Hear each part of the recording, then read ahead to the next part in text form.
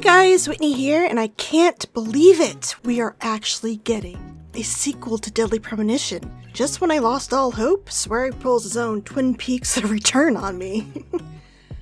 Given my love for the game, it's probably not that surprising to learn that I've been poring over all the footage released so far for Deadly Premonition 2, A Blessing in Disguise, and I've noticed some interesting things. So here's my breakdown of both the English and Japanese Nintendo Direct footage, as well as a small teaser on Toybox's official Deadly Premonition 2 site. Needless to say, there will be Deadly Premonition 1 spoilers from here on out. Number 1. The man being interviewed by the new FBI agent, Aaliyah Davis? It's France's Zack Morgan, and the last 13 years hasn't been too kind. Why do I think it's Zack and not some old man? Well, in the Japanese Nintendo Direct trailer, we get a good close-up on the man's scar and the heterochromia in the eyes. It's totally Zack. By now, he would be 46, and it appears that he isn't doing too well after the Greenville investigation.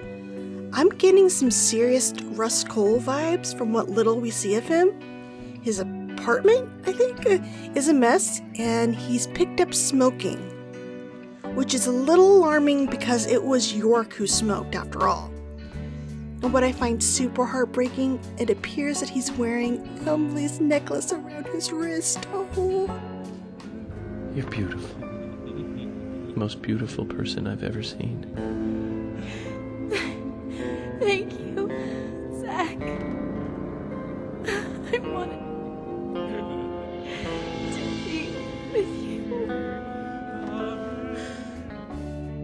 In the director's cut, we saw several cutscenes of Zack as an old man retelling the Greenville investigation to his granddaughter. I assume Louise was his granddaughter. But those have been scrapped from Deadly Premonition Origins on Switch. So this has me thinking this removal was done on purpose so that this sadder looking Zack we see in 2019 in the trailer makes a little bit more sense. Number 2. Zack is strangely also in David Young Henning's apartment from D4 Dark Dreams Don't Die. According to the narration in the English Nintendo Direct trailer, Boston, 2019.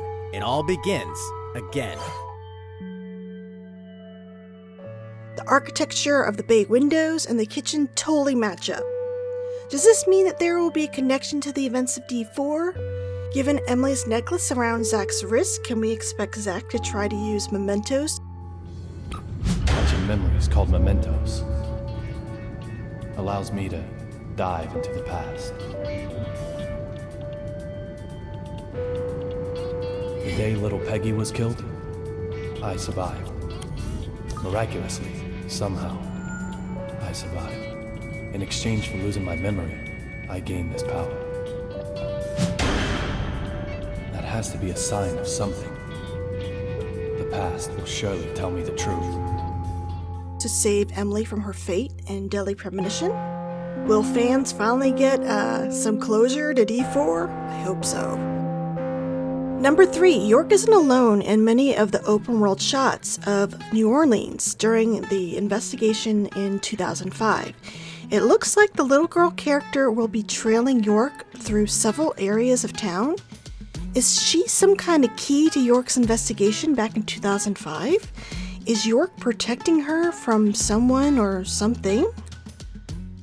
Number 4, given the time frame, it's possible the red seeds will play a role. During one of the combat sections, we can clearly see purple gas and red vines. Could the 2005 case have something to do with one of York's previous cases where he collected some of the red seeds he keeps in his pockets? I wonder if we'll see traces of Kaysen's involvement behind the scenes. In the teaser on Toybox's website, we see a newspaper from 1943 about the murder of Lise Clarkson. Could this be Kaysen's handiwork? I really hope there's a connection to the Red Tree, as I really want to know more about that evil thing, and it would be amazing to learn more about Willie's keeper role as well. What do you guys think? Am I way off base? It would be really interesting if Deadly Premonition's sequel also tied up D4 as well. I really hope we get a full-length trailer soon. I am so excited.